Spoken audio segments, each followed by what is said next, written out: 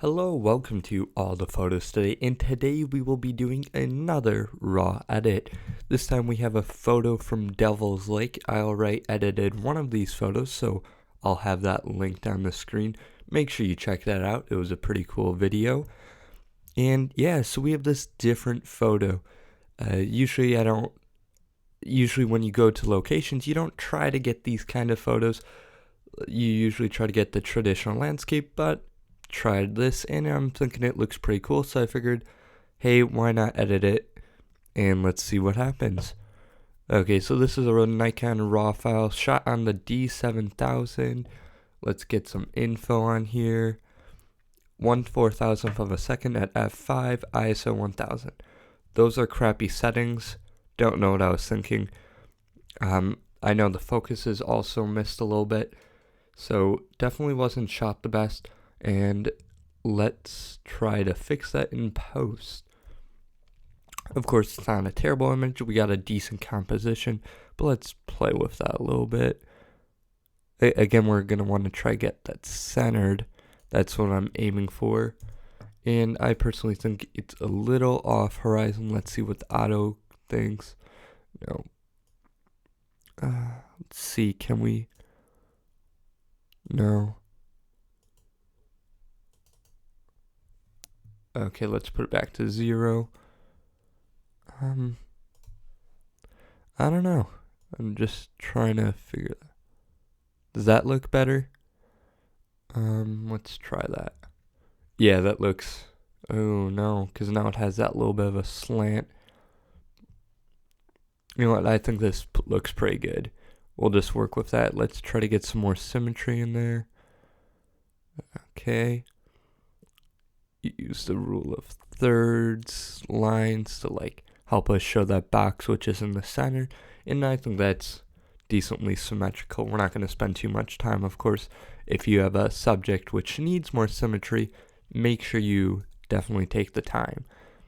And we're just going to brighten the exposure just a bit, and of course pump in some contrast, make the photo come alive. Of course, if you like a flatter image, you don't have to put in as much contrast, but I definitely like the higher contrast look.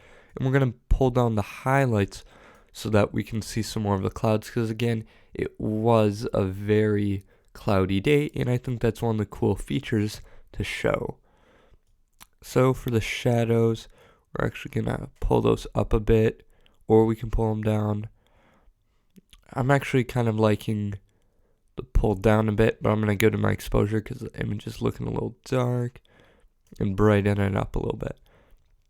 Again, micro touches, but they do make a difference. Now I'm going to go hold on the Alt Option key, and we're going to go to the white slider and just have a bit of white peek through.